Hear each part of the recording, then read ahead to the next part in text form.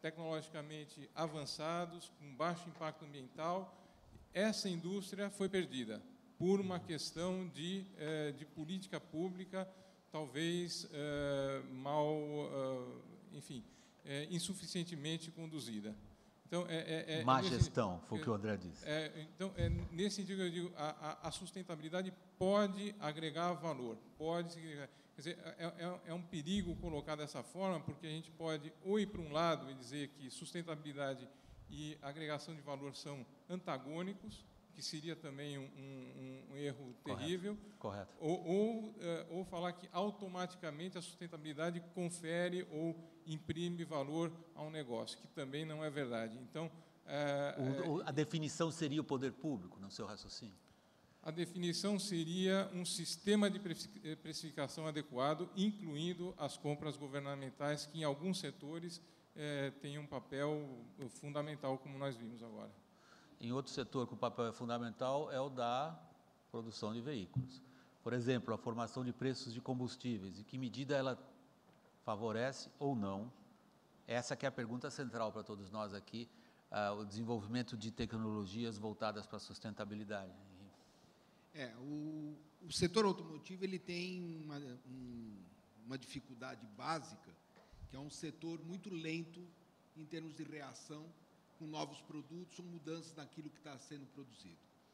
E, por essa demora que nós temos, é um setor que trabalha muito preocupado com um planejamento de médio e longo prazo. Então, os nossos investimentos são vultosos, fazer uma nova linha de motores é um investimento grande e demorado para ser feito, os trabalhos de engenharia para um novo produto demoram de 2 a 3 anos para serem realizados, desenvolvimentos de novas tecnologias, implementação de novas tecnologias são processos demorados, porque depende muitas vezes de investimento na área de fornecedores, que o sistema, a indústria de autopeça possa responder a um determinado necessidade. Enfim, é um setor que tem características que talvez a mais notável seria a demora que nós temos para poder responder a uma mudança de rumo, alguma coisa que venha a acontecer. E, nesse aspecto, a questão de combustíveis no Brasil, e eu diria da matriz energética como um todo, ainda que existam estudos que mostrem a matriz energética brasileira de 20 anos, 30 anos, ainda assim são estudos que não dizem os detalhes desse caminho durante os 20, 30 anos. E a questão de preços de combustível, que apesar de não haver tabelamento, hoje ainda é muito dependente do preço que a própria Petrobras coloca no combustível básico e como consequência, isso acaba refletindo no preço de todos os outros combustíveis e da distribuição, é ainda um fator que realmente, às vezes, cria um entrave maior, porque hoje nós estamos vendo a questão do preço do álcool, por exemplo, absolutamente pressionado pelo preço da gasolina, principalmente. Nós cansamos de pôr reportagens sobre isso no ar. E isso é uma coisa que a gente não tem nenhuma regra que diga quando isso vai mudar, ou às vezes não há respostas até a fatores externos, como o aumento do preço do petróleo, como vem acontecendo, ainda assim os preços aqui internos praticados são diferentes. Mas, enfim, há uma política que a gente entende que também considera questões de inflação, considera questões econômicas, mas que, de certo modo, nos afeta bastante, sim, e afeta, acho que, bastante o consumidor também. A ideia do carro flex, quando entrou, era de que isso poderia ser uma resposta a variações momentâneas de preço. O que nós temos visto é que o preço do etanol está deixando de ser competitivo, não por momentos, mas está deixando de ser competitivo por um ano. Ou seja, isso muda bastante o perfil da coisa. Novos passos que vão ser dados, por exemplo, em questões de eficiência energética, que é uma discussão bastante forte, na Europa e nos Estados Unidos, e que leva a gente ter que fazer investimentos e desenvolvimentos em novos produtos com um conceito de eficiência melhor do que esse, muitas vezes nos assusta pensar que tipo de produto nós deveríamos estar desenvolvendo que pudesse responder a essa questão de eficiência energética, ao mesmo tempo pudesse dar ao consumidor uma segurança maior naquilo que ele vai comprar. Enfim, essa é uma pergunta que você fez e que não é meramente retórica. Você quer começar a respondê-la? Porque, na verdade, você, ao fechar teu raciocínio, quase quando eu ia passando a palavra para a Elizabeth, você colocou mais uma coisa que eu acho que é uma tremenda pimenta nessa discussão. O que você está dizendo, em resumo, é que, diante das dificuldades econômicas que você citou, o imponderável, que são as flutuações de preço, e da maneira como a formação de preço no seu setor é feita, a formação de combustível, como você assinalou, com impacto direto no desenvolvimento de projetos de engenharia, você se pergunta, que tipo de produto que eu vou desenvolver para atender ao consumidor e, ao mesmo tempo, reagir a isso? Que tipo de produto? Essa é a resposta de $1 milhão. É uma questão que realmente a gente trabalha com uma dificuldade bastante grande. Vai lá, André, o que é que você quer? Tem uma informação aqui que o Flex representa 40% do mercado, mas parece que tem uma informação que 80% do Flex abastece com gasolina. Eu acho que, antes de mais nada, a gente precisa lembrar que o Flex não é um carro que foi feito para ser usado somente com etanol. Ok. Ele é um carro que foi feito exatamente para poder ser usado com os dois combustíveis. A decisão do abastecimento com um ou com o outro está intimamente ligada à questão do preço e da disponibilidade dos combustíveis. Então, se hoje 80% estão abastecendo com gasolina, esse é simplesmente um sinal claro de que hoje o preço do etanol não está competitivo. Então, mas aí a questão que eu acho que é comum a todos vocês, Elizabeth, você vai falar agora em seguida, é a que vocês, eu acho que vocês estão colocando de maneira super direta, que eu tenho essa prerrogativa, primeiro da irreverência, segundo da deformação profissional, de transformar tudo que vocês falam numa manchete.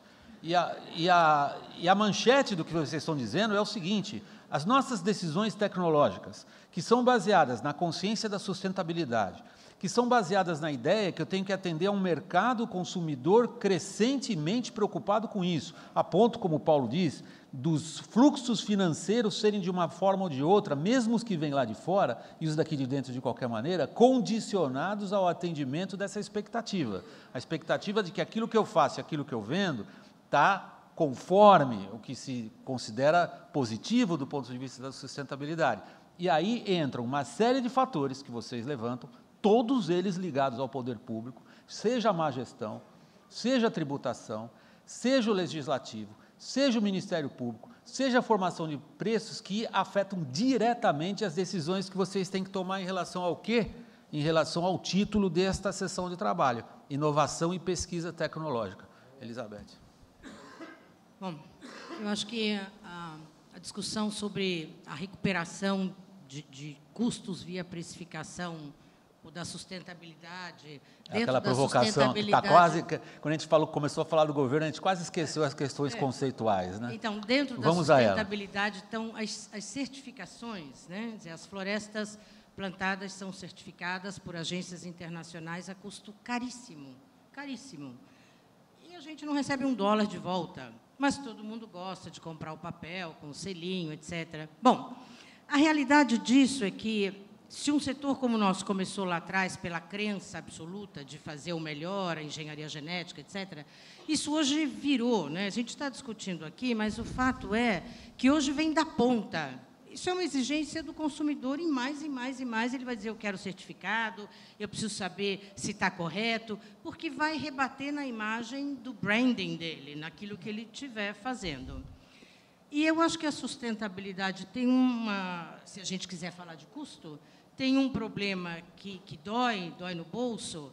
A sustentabilidade, na realidade, não tem um fim em si mesma. Quer dizer, não tem: eu vou fazer isso aqui sustentável, investir agora, porque aí eu vou recuperar. Não, porque quando terminar esse, tem o próximo, e terá sempre, porque as tecnologias vão avançando. Então, será sempre um custo, será irrecuperável, etc., etc. Mas o fato é que o consumidor se manifesta. E eu tenho um exemplo que, para nós, no setor, foi notório, eu estou falando de 2009, a cena de 2009, nós tínhamos um perfil de fornecimento globalizado, nós exportamos quase 90% da celulose produzida no Brasil, distribuída entre os vários continentes, e na retração mundial, nós começamos a subir enormemente a exportação para a China.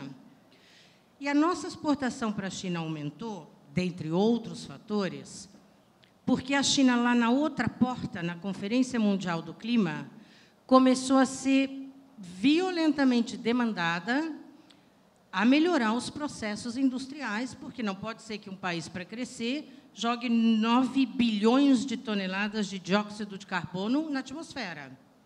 Então, esta via fez a China, então, começar a comprar produtos mais sustentáveis, que chegou na celulose brasileira. E hoje a China é o primeiro comprador individual. Claro, se eu explodir a União Europeia entre os países, a China é o primeiro mercado. Só que no pós-crise ela também não voltou atrás, ela pegou esse gatilho. Então, em plena crise, o Brasil cresceu quase 18%. Estou falando em volume, ninguém está falando em precificação nem rentabilidade. Mas nós crescemos um volume extraordinário de exportação por força do processo produtivo sustentável. Isso era notório, isso foi mencionado na Conferência Mundial do Clima pelo governo chinês. Então, assim é a certificação, quer dizer, isso é um market-driven, agora é o consumidor quem manda. E, se a gente quiser vender, tem que se ajustar. Isso é um processo contínuo eternamente. Agora, eu também vou falar mal de governo, porque todo mundo pode, eu também tenho que poder. Na questão... nas compras governamentais... falar do. Nas compras governamentais no nosso setor é um cenário bastante, vou chamar de interessante. É um pouco assim, a mão direita não sabe o que a esquerda faz. Então, o que é a mão direita? A mão direita, nós ouvimos hoje aqui de manhã, o senador quis se detalhar no Código Florestal. Então, o Código Florestal é uma singularidade brasileira de alto valor, alto valor. Todos os grandes proprietários, países de florestas do mundo, não têm uma regulação florestal. O Brasil tem um código que, mais certo ou menos certo, mais agradável ou menos agradável, é um código moderno, é um código arrojado, desenvolvimentista, protecionista. Hoje ele é no mundo, e os países virão atrás disso. Então, isso é exemplar. A simples existência de um marco regulatório na silvicultura e na preservação é um exemplo brasileiro para o mundo. Isso é notório, isso é espetacular, isso está no meio dessa conferência. Aí a gente vai para a mão esquerda.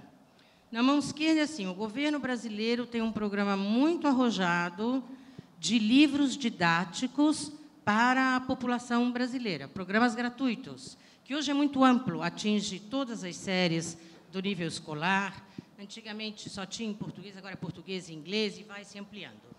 Hoje, o nosso setor vive no governo, porque o governo brasileiro compra livros importados, que já vem em português. Eu não posso falar de onde, mas já vem em português. Tem, às vezes, um errinho de idioma, tem um ideograma, tem assim, um ideograma dentro do livro, que a gente fica meio atrapalhado, mas compra. De madeira colhida ilegalmente no mundo. Ilegalmente. E nós estamos aqui falando de sustentabilidade, quando o melhor papel do mundo, mais sustentável, é desse país. Você tem esse livrinho? A gente bate no preço. Você tem esse livrinho, porque nós já estamos procurando no Jornal da Globo, nós já estamos procurando um sorvete que soubemos que está sendo vendido no Paraná, que vem da China, sorvete. Feijão, bem lembrado aqui, bem lembrado. Até o nosso comentarista de economia queria ir para o estúdio com esse saco de feijão preto chinês, para dizer agora a feijoada é pronunciada em outro idioma, em mandarim. Você tem esse livro? Não? Nós estamos interessadíssimos nisso aí como exemplo. Então, e aí a gente cai num programa do Brasil Maior, que estávamos, acho que a grande maioria dessa audiência estava lá dia 5 de março, quando o grande objetivo do Brasil, do governo, compras governamentais, era privilegiar o produto nacional. Então, isso é que falta nesse país, a governança, independentemente da precificação, disso, aquilo. Se nós avançássemos em governança, e a indústria está em Brasília todos os dias esclarecendo o governo de processos de ilegalidades, de proteção de mercado, etc., mas isso falta, e isso é fundamental. No nosso caso, é crítico, porque de um setor exemplar da melhor floresta do mundo, a gente compra papel de uma floresta cuja madeira é colhida ilegalmente. Isso é impensável, né? O Paulo está me pedindo a palavra, o Carlos em seguida. É porque está se falando muito em precificação, estrutura de custo, e é interessante o que eu vou dizer, porque a gente vê como é que é complexo para chegar lá, né? tanto do ponto de vista de preço para o governo, como de preço para o mercado, há um certo sentimento, isso é uma coisa equivocada, mas ainda há, é uma barreira que não vamos ter que vencer, de que no momento que você passa de uma estrutura convencional para um processo mais sustentável, que você está aumentando o custo, que você vai pagar mais caro por isso. Mas isso vai encarecer muito, o que não é verdade. Mas mesmo que tivesse um acréscimo de custo, este conceito de preço, nós, inclusive, estamos tentando modificar agora em estudo na norma brasileira, que está trabalhando a questão de orçamento, que não é o preço do produto que você compra. Pega um produto como o nosso, por exemplo, que é um prédio, um edifício de apartamentos, aquilo tende a durar 50 anos. Então, você não pode pegar o preço. A análise correta seria você estudar o ciclo de vida daqueles produtos e começar a pensar um pouco mais nisso.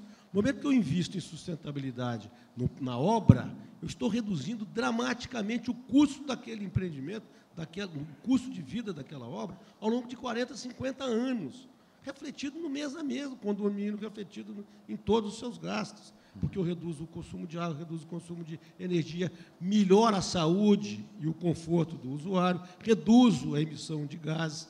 Mas hoje está em estudos bem avançados que mostram que, normalmente, o custo de uma obra varia de 17% a 19% do preço daquela obra ao longo da vida. Então, até este conceito nós vamos ter que começar a trabalhar, porque, na verdade, quando você compra um produto desse, você não está comprando só aquilo, você está comprando um produto que você vai gastar mês a mês. Então, isso tudo terá que estar envolvido na discussão da sustentabilidade. Carlos? Eu queria trazer uma outra perspectiva também nessa questão, complementando essa questão da precificação, que é o custo das novas tecnologias. Quando a gente fala de trazer novas tecnologias mais performantes, mais sustentáveis, elas têm um custo, normalmente, também bastante grande. Então, por exemplo, a gente tem um programa grande na área química de polímeros renováveis, né?